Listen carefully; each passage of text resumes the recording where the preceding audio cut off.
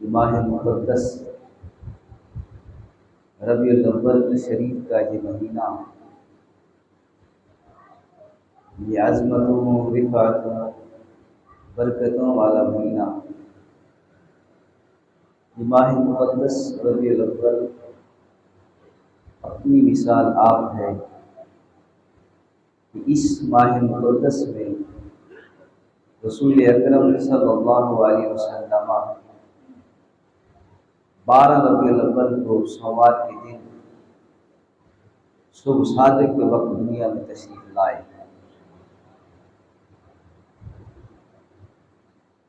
मुहक्किकीन की अपनी अपनी ताकीक है, उलमा की अपनी अपनी ताकीक।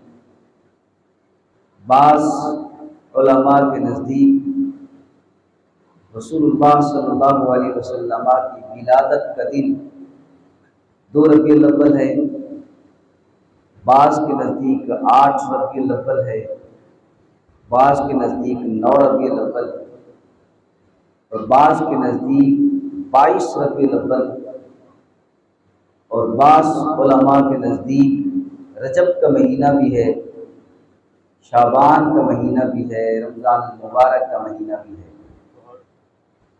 अपनी अपनी ताकीक है, उलमा की अपनी अपनी ताकीक। जिसको जो तहकीक हुई उसने वही जिक्र कर दिया, लेकिन जमहूर उलमा इसी बात पर मुत्तफिक हैं कि रसूल अकरम सल्लल्लाहु अलैहि वसल्लम की विलादत 12 रबीउल अव्वल को सोमवार के दिन सुबह सादिक के वक्त हुई। और याद रखिए, लोग एतराज़ करते हैं कि आका करीम सल्लल्लाहु अलैहि वसल्लम की विलादत अगर 12 रबीउल अव्वल यानी सोमवार के दिन है, सोमवार के दिन, तो हुजूर का पर्दा फरमाना भी सोमवार के दिन है। अल्लाह के नबी आका करीम सल्लल्लाहु अलैहि वसल्लम ने जहान फ़ानी से पर्दा फरमाया सोमवार का दिन था, तो लिहाजा तुम हुजूर का जश्न मनाते हो, जबकि वो दिन आका करीम सल्लल्लाहु अलैहि वसल्लम की पर्दा फरमाने का दिन है। होना तो ये चाहिए कि तुम शोक मनाओ, जश्न न मनाओ, खुशी न मनाओ, शोक मनाओ, अफसोस करो कि उस दिन अल्लाह के नबी आका करीम सल्लल्लाहु अलैहि वसल्लम ने जान फ़ानी से पर्दा फरमाया। अगर एक लम्हे के लिए हम इस बात को समझ लें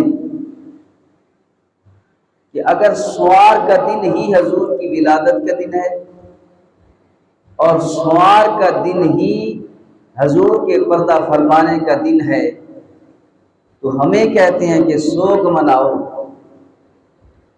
तो इसी को सामने रखते हुए मैं इसका जवाब अर्ज करूंगा कि जुमा का दिन ईद का दिन है कि नहीं? बोलिए। जुमा का दिन मुसलमानों के लिए ईद का दिन है, और ईद का माना क्या है? खुशी। ईद का माना क्या है? खुशी।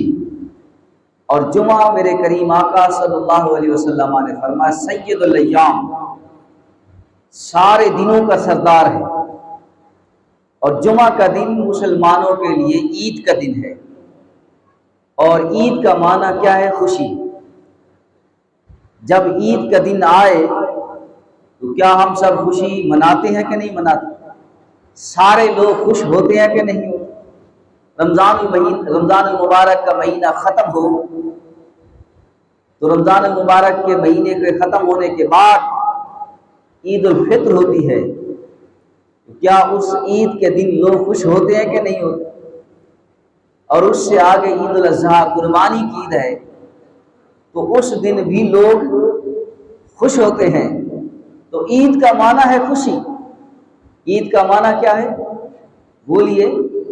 ईद का माना है खुशी। जब जुमा का दिन ईद का दिन है और जुमा के दिन ही हजरत आदम पैदा हुए और जुमा के दिन ही हजरत आदम ने पर्दा फरमाया।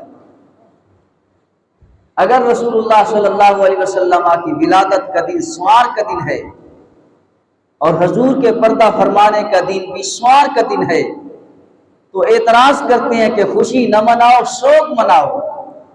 तो जुमा का दिन भी खुशी का दिन है और इसी दिन हजरत आदम अलैहिस्सलाम की विलादत हुई और इसी दिन हजरत आदम अलैहिस्सलाम ने पर्दा फरमाया। जब हजरत आदम अलैहिस्सलाम ने जुमा के दिन ही पर्दा फरमाया, तो फिर तुम भी जुमा के दिन खुशी न मनाओ, शोक मनाओ, शोक मनाओ। अल्लाहु अकबर। जुमा के दिन ही हजरत आदम अलैहिस्सलाम की विलादत और जुमा के दिन ही हजरत आदम अलैहिस्सलाम का पर्दा फरमाना। अगर हजरत आदम अलैहिस्सलाम ने जुमा के दिन पर्दा फरमाया, तो हजरत आदम अलैहिस्सलाम के पर्दा फरमाने के बावजूद जुमा वाली ईद की खुशी में फर्क नहीं आया, तो मेरे करीम आका की विलादत स्वार के दिन ही हुई और हजूर ने स्वार के दिन ही पर्दा फरमाया, तो आका करीम सल्लल्लाहु अलैहि वसल्लम का स्वार के दिन पर्दा फरमाने के बावजूद स्वार वाली खुशी में फर्क नहीं आ सकता। और दूसरे नंबर पर शोक उसी का मनाया जाता है कि जो आए और आकर चला जाए। याद रखिए, हमें अफसोस होता है, दुख होता है, कोई शख्स अजीज और क़ारिब अपनों में से कोई भी हो, जब वो मर जाता है, खत्म हो जाता है, रूह निकल जाती है, तो दुख होता है, इसलिए कि वो आया था और चला गया। शोक उसी का होता है जो आए और आकर चला जाए। मेरे करीम आका सल्लल्लाहु अलैहि वसल्लम जब आए तो फिर हैं और हमेशा के लिए आए हैं, हमेशा के लिए आए हैं। और जो हमेशा के लिए आए, हमेशा के लिए आए, उसका शोक नहीं होता, उसका जश्न होता है। जो हमेशा के लिए आए उसका शोक नहीं होता, उसका जश्न होता है। आका करीम सल्लल्लाहु अलैहि वसल्लम हुक्म खुदाबंदी के मुताबिक पर्दे में तो आ गए, जाने फानी से पर्दा तो फरमा गए, लेकिन हमारे अकायद में से है कि आका करीम सल्लल्लाहु अलैहि वसल्लम जिंदा है। क्या है बोलिए? जिंदा है। अच्छा, शहीद जिंदा है कि नहीं बोलिए? शहीद जिंदा है। कुरान कहता है शहीद जिंदा है। शहीद कुरान से जिंदा है और मेरे करीम आका सल्लल्लाहु अलैहि वसल्लम भी कुरान से जिंदा है। शहीद जिंदा है। अल्लाह ने फरमाया वला तकूलू लिमन युक्तल फी सबीलिल्लाहि अमवात बल अहयाउन वलाकिन ला तशऊरून। इस आयत में सिर्फ शहीद की मौत का जिक्र है। वला तकूलू लिमन युक्तल फी सबीलिल्लाहि अमवात, जो अल्लाह की राह में मारे जाए, जो अल्लाह की राह में मारे जाए, उन्हें मुर्दा न कहो, वो जिंदा है। यानी शहीदों की मौत फी सबीलिल्लाह है। शहीद की मौत अल्लाह के रास्ते पर है। जिसकी सिर्फ मौत फी सबीलिल्लाह हो वो जिंदा है, और जिसकी हयात भी फी सबीलिल्लाह हो, जिसकी मौत भी फी सबीलिल्लाह हो, वो बतरीक़े औला जिंदा है। शहीद का मकाम ज्यादा है या नबी का मकाम? बोलिए। साहबे कराम आले बैत में से ये सारे शहीद शहादत का रुतबा हासिल किया। मैदान बदर में, जंग बदर में, जंग ओहद में, जंग खंदक में, हुनैन में, तबूक में और भी बहुत सारी जंगें हुई। सहाबा ने मुकाबला किया, सहाबा शहीद हुए और मैदान करबला के अंदर 72 तन शहीद हुए। सहाबा शहीद हुए या अहले बैत के अफराद शहीद हुए। तो आपसे पूछना चाहता हूं कि शहीद का मकाम ज्यादा है या नबी का मकाम ज्यादा है? बोलिए। अगर नबी का मकाम शहीद से ज्यादा है तो शहीद तो जिंदा है। शहीद तो जिंदा है। अगर नबी का मकाम शहीद से ज्यादा है, शहीद जिंदा है, तो नबी बतरीके औला जिंदा है, नबी बतरीके औला जिंदा है। शहीद की मौत फी सबीलिल्लाह है और नबी की मौत भी हयात भी दोनों फी सबीलिल्लाह। अल्लाह ने फरमाया कुल इन्ना सलाती व नुसुकी व महयाया व ममाती लिल्लाहि रब्बिल आलमीन, कि नबी तो वो है कि जिसकी हयात भी खुदा के लिए है, जिसकी मौत भी खुदा के लिए, जिसकी हयात भी फी सबीलिल्लाह, जिसकी मौत भी फी सबीलिल्लाह, जिसका जीना भी फी सबीलिल्लाह, जिसका पर्दा फरमाना भी फी सबीलिल्लाह। यारो शहीद उसकी तो मौत फी सबीलिल्लाह है, वो जिंदा है। और नबी जिसकी जिंदगी भी फी सबीलिल्लाह, जिसका पर्दा फरमाना भी फी सबीलिल्लाह, वो बतरीके औला जिंदा है।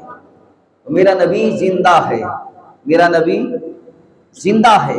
मेरे मसलक के इमाम अहले सुन्नत अजीम अल बरकत अशाह अहमद रजा का फाजिल बरेलवी रहमतुल्लाह अलैह कुद्दस सिर्रुल अजीज, आप कसम उठाते हैं, कसम उठाकर कहते हैं कि अल्लाह का नबी जिंदा है। फरमाते हैं कि तू जिंदा है, वल्लाह वल्लाह वल्लाह। इसका माना क्या है? कसम है अल्लाह की, तू जिंदा है वल्लाह, तू जिंदा है वल्लाह। मेरे चश्मे आलम से छुप जाने वाले चमक तुझसे पाते हैं, सब पाने वाले मेरा दिल भी चमका दे चमकाने वाले। नबी जिंदा है। नबी क्या है? बोलिए, जिंदा है। कलमा तैयबा पढ़ते हो, ला इलाहा इल्लल्लाह मुहम्मदुर रसूलुल्लाह। आज के दौर के अंदर भी अगर कोई गैर मुस्लिम दायरा इस्लाम में दाखिल होना चाहे तो उसके लिए जरूरी है कि वो कलमा तैयबा पढ़े, वो एतकाद रखे, यकीन रखे अल्लाह की जात पर, अल्लाह के रसूलों पर, अल्लाह की किताबों पर, यौम आखिरत पर ईमान रखे। जरूरी है उसके लिए ला इलाहा इल्लल्लाह मुहम्मदुर रसूलुल्लाह। अगर कोई गैर मुस्लिम दायरा इस्लाम में दाखिल होने के लिए सिर्फ और सिर्फ ला इलाहा इल्लल्लाह का विर्द करता रहे, मुहम्मदुर रसूलुल्लाह न कहे, वो मुसलमान नहीं हो सकता। मुसलमान की मोहर तब लगेगी जब वो कहेगा मुहम्मदुर रसूलुल्लाह। अल्लाहु अकबर, ला इलाहा इल्लल्लाह मुहम्मदुर रसूलुल्लाह, ये तब ही फायदा देगा जब हम हजूर को जिंदा मानेंगे। ये कलमा मुर्दे का नहीं पढ़ते। अगर हम ये कलमा पढ़े तो क्या ये मुर्दा? अगर अल्लाह के नबी नौज़ुबिल्लाह पढ़ता मर गए, नौज़ुबिल्लाह मिन ज़ालिक मर गए, खत्म हो गए, तो कलमा तैयबा क्या मुर्दा का पढ़ते हो? ला महाला यकीन करना पड़ेगा कि अल्लाह के नबी जिंदा है और ये कलमा तैयबा जिंदा का है, ला इलाहा इल्लल्लाह मुहम्मदुर रसूलुल्लाह। और कुरान कहता है वमा अर्सलनाका इल्ला रहमतल लिल आलमीन, ऐ महबूब हमने आपको सारे जहानों के लिए रहमत बनाकर भेजा है, सारे जहानों के लिए रहमत बनाकर भेजा है। तो आपसे पूछना चाहता हूँ हजूर, अगर सारे जहानों के लिए रहमत हैं तो क्या रहमत मुर्दा होती है? रहमत मुर्दा है? अल्लाहु अकबर। रहमत तस्लीम करने के लिए जिंदा तस्लीम करना जरूर होगा।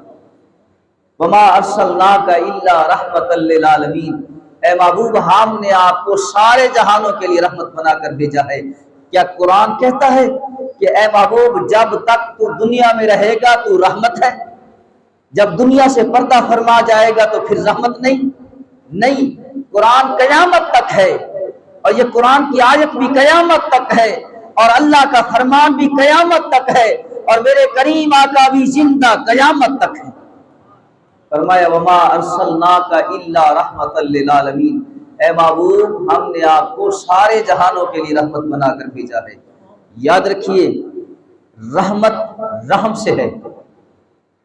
रहमत का माना मैंने पहले अर्ज किया जुलूस में कि रहमत किसे कहते हैं, रहमत का माना क्या है, किसे कहते हैं रहमत?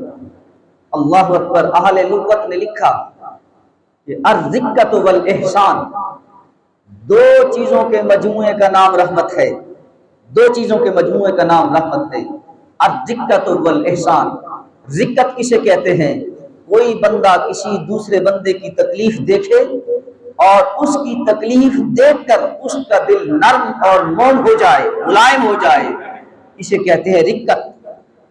और एहसान इसे कहते हैं कि कोई बंदा किसी दूसरे की तकलीफ देखे और वो तकलीफ उसे बर्दाश्त न हो, उसकी तकलीफ को दूर कर दे, ये है एहसान। फरमाया रहमत उसे कहते हैं कि जिसमें दिक्कत भी हो, जिसमें एहसान भी हो, उसे रहमत कहते हैं। दो चीजों के मजमूए का नाम रहमत है, अर्रिक्कत वल एहसान। मेरे करीम आका सल्लल्लाहु अलैहि वसल्लम किसी को भी अगर तकलीफ में देखते, मेरे करीम आका सल्लल्लाहु अलैहि वसल्लम का कल्ब मुबारक नर्म हो जाता, मुलायम हो जाता, और हत्ता कि मेरे करीम आका उसकी तकलीफ को दूर भी फरमा दिया करते थे। ये दोनों सिफतें हैं। याद रखिए कि खुदा के बाद मकाम है तो मकाम मुस्तफा है। सारी सिफतें अल्लाह करीम ने मेरे करीम आका को अता फरमाई, और ये दोनों सिफतों के मरकज भी रसूलुल्लाह सल्लल्लाहु अलैहि वसल्लम। हजरत अल्लामा महमूद अहमद आलूसी अल बगदादी रहमतुल्लाह अलैह ने तफसीर रुहुल मानी के अंदर लिखा, फरमाते हैं कि रहमत किसे कहते हैं।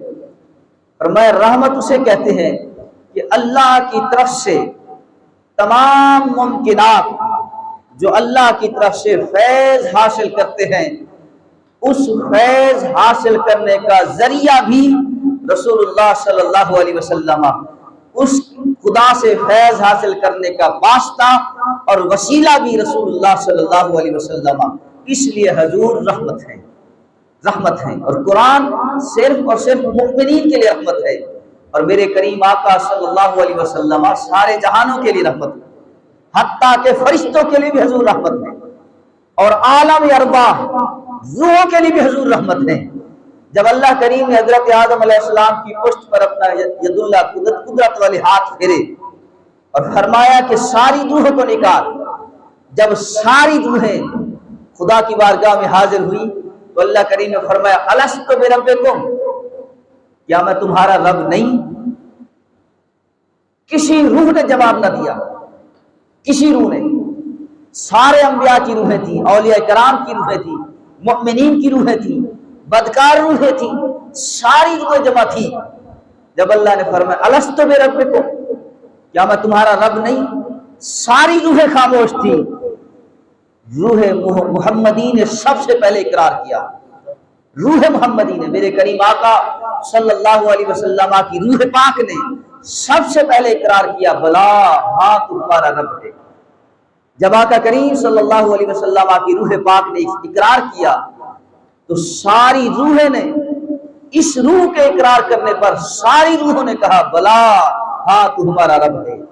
रसूलुल्लाह सल्लल्लाहु अलैहि वसल्लम के इकरार करने के बाद बाकी तमाम अंबिया की रूहें बाद में इकरार किया, उसके बाद मुमिनीन औलिया कराम की रूहें, उसके बाद बदकार रूहें, सारी रूहों ने बाद में कहा हाँ तू हमारा रब है। तो इस लिहाज से आका करीम सल्लल्लाहु अलैहि वसल्लम रूहों के लिए भी रहमत है, रूहों के लिए और फरिश्तों के लिए भी मेरे करीम आका सल्लल्लाहु अलैहि वसल्लम रहमत है। अल्लाह अकबर। हदीस पाक में कि 4000 साल तक 4 फरिश्ते 4000 साल तक 4 फरिश्ते 4 मसाइल पर बहस करते रहे। जिब्राईल, मीकाईल, इसराफील, इज़राईल, चारों फरिश्ते 4000 साल से चारों फरिश्ते 4 मसाइल पर बहस करते रहे, लेकिन कोई नतीजा न निकला। चारों फरिश्तों ने अल्लाह की बारगाह में अर्ज किया, या अल्लाह ये मसाइल 4000 साल से हम बहस कर रहे हैं, लेकिन हमें नतीजा कोई नहीं निकला, हमारे ये मसाइल हल नहीं हो रहे। या अल्लाह इन सवालों का कोई हल अता फरमा।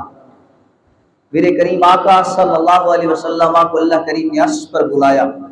सुब्हानल्लज़ी अस्रा बिअब्दिही लैलन मिनल मस्जिदिल हराम इलल मस्जिदिल अक़सल्लज़ी बारकना हौलहू लिनुरियहू मिन आयातिना इन्नहू हुवस समीउल बसीर। सुम्मा दना फतदल्ला फकान काब कौसैन औ अदना। जब आका करीम सल्लल्लाहु अलैहि वसल्लम को अल्लाह करीम ने अर्श पर बुलाया तो अल्लाह करीम ने मेरे महबूब से पूछा, ऐ महबूब ये फरिश्ते किन मसाइल में बहस कर रहे हैं? तो मेरे करीम आका सल्लल्लाहु अलैहि वसल्लम ने अर्ज किया, या अल्लाह तू बेहतर जानता है। मेरे करीम आका सल्लल्लाहु अलैहि वसल्लम ने फरमाया, रायतु रब्बी फी अहसन सूरत, मैंने अपने रब को अहसन सूरत में देखा, मैंने अपने रब को हसीनो जमील सूरत में देखा। अर्ज करते हैं, या अल्लाह तू बेहतर जानता है। मेरे करीम आका फरमाते हैं, अल्लाह करीम ने अपने यदुल्ला वाले हाथ मेरे कांधों पर रखे, कांधों पर रखे। जैसे ही अल्लाह करीम ने मेरे कांधों पर अपने कुदरत वाले हाथ रखे, मैंने अपने सीने में ठंडक महसूस की। फिर दोबारा अल्लाह करीम ने इसके बाद पूछा, ऐ मेरे नबी इन मसाइल का हल जानते हो? मेरे करीम आका सल्लल्लाहु अलैहि वसल्लम अर्ज करते, या अल्लाह अब जान गया हूँ, इनके सवालों को भी जान किया हूँ, उन सवालों के जवाबों को भी जान गया। अल्लाह अकबर। वो सवाल क्या थे? वो सवाल और जवाब आपके सामने अर्ज करना चाहता हूँ। ये उस मकाम पर हो रहे हैं कि जब मेरे करीम आका सल्लल्लाहु अलैहि वसल्लम अर्श पर तशरीफ ले गए। ये मिसाल, ये हदीस, ये वाक़या इसलिए सुना रहा हूँ कि आका करीम सल्लल्लाहु अलैहि वसल्लम फरिश्तों के लिए भी रहमत हैं, फरिश्तों के लिए। अल्लाह अकबर। वो चार सवाल ये हैं। पहला सवाल ये है कि वो कौन से काम है, एक फरिश्ते ने कहा, वो कौन से काम है जिससे गुनाहगार इंसान की बख्शिश हो जाती है? वक्त हो चुका है, बात को मुकम्मल कर रहा हूं। वो कौन से काम है कि जिसकी वजह से गुनाहगार बंदे की बख्शिश हो जाती है? मेरे करीम आका सल्लल्लाहु अलैहि वसल्लम ने फरमाया, वो काम जिसके करने से गुनाहगार बंदे की बख्शिश हो जाती है वो तीन काम है। हजूर ने फरमाया, पहले नंबर पर सख्त सर्दी में वुजू मुकम्मल करना। सर्दी सख्त हो, पोह का महीना हो, दिसंबर को सख्त सर्दी हो और उस सख्त सर्दी में वुजू मुकम्मल करना। दूसरे नंबर पर नमाज बजमात के लिए पैदल चल कर जाना। तीसरे नंबर पर एक नमाज अदा करने के बाद दूसरी नमाज का इंतजार करना। जो शख्स ये तीन काम करेगा, अगर वो शख्स गुनाहगार भी है, अल्लाह करीम उसके गुनाहों को माफ करवा देगा। दूसरा सवाल, दूसरे फरिश्ते ने कहा, वो कौन से काम हैं जिसकी वजह से अल्लाह करीम इंसान के दर्जात बुलंद फरमा देता है? तो आका करीम सल्लल्लाहु अलैहि वसल्लम ने उसके जवाब में भी तीन बातें बताई। फरमाया, पहले नंबर पर भूखों को खाना खिलाना। दूसरे नंबर पर लोगों को सलाम करना। करते हैं ना लोग, कंजूसी करते हैं सलाम करने में, जोर भी नहीं लगता, मुफ्त का सवाब है सलाम करना। पहले नंबर पर भूखों को खाना खिलाना, दूसरे नंबर पर सलाम करना, लोगों को सलाम करना, और तीसरे नंबर पर तहज्जुद अदा करने के लिए, नवाफिल अदा करने के रात को उठना। जो शख्स ये तीन काम करेगा, अल्लाह करीम उसके दर्जात बुलंद फरमाएगा। तीसरे फरिश्ते ने सवाल किया, तीसरा सवाल कि हुजूर बताइए कि वो कौन से काम है जिन कामों से अल्लाह करीम बंदे को निजात अता फरमाता है? मेरे करीम आका सल्लल्लाहु अलैहि वसल्लम ने फरमाया, पहले नंबर पर बंदा खुदा से डरे, खुदा से डरे, जाहिरन भी खुदा से डरे और पोशीदा भी खुदा से डरे। जाहिरन और पोशीदा खुदा से डरना पहले नंबर पर। दूसरे नंबर पर फक और घिना में मयाना रवि अख्तियार करें। तीसरे नंबर पर गुस्से और नरमी में अदल करें। चौथे फरिश्ते ने सवाल किया, चौथा सवाल, हुजूर बताइए वो कौन से काम हैं जिनके करने से बंदा हलाक हो जाता है? वो कौन से काम है जिसके करने से बंदा हलाक हो जाता है? मुहलिकात, वो कौन से काम है? तो आका करीम सल्लल्लाहु अलैहि वसल्लम ने इसके जवाब में भी तीन बातें बताई। फरमाया, पहले नंबर पर कंजूसी करना, दूसरे नंबर पर नफसानी ख्वाहिशात की पैरवी करना, तीसरे नंबर पर खुद पसंदी यानी अपनी तारीफ करते रहना। जो शख्स ये तीनों काम करेगा, अल्लाह करीम उसे हलाक कर देगा। ये जवाब मेरे करीम आका सल्लल्लाहु अलैहि वसल्लम ने उन फरिश्तों के चारों सवालों के जवाब दिए, चारों सवालों के।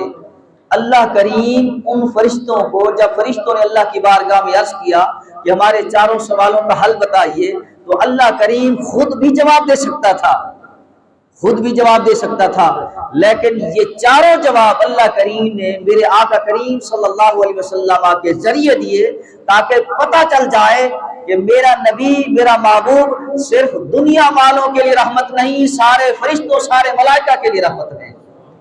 इसलिए फरमाया वमा अर्सलनाका इल्ला रहमतल लिल आलमीन, ए महबूब हमने आपको एक जहान नहीं, दो जहान नहीं, आलमीन, आलमीन, आलमीन आलम की जमा है, आलम की जमा है, और आलम कहते हैं एक जहान को, आलमीन सारे जहानों के लिए रहमत बनाकर भेजा है।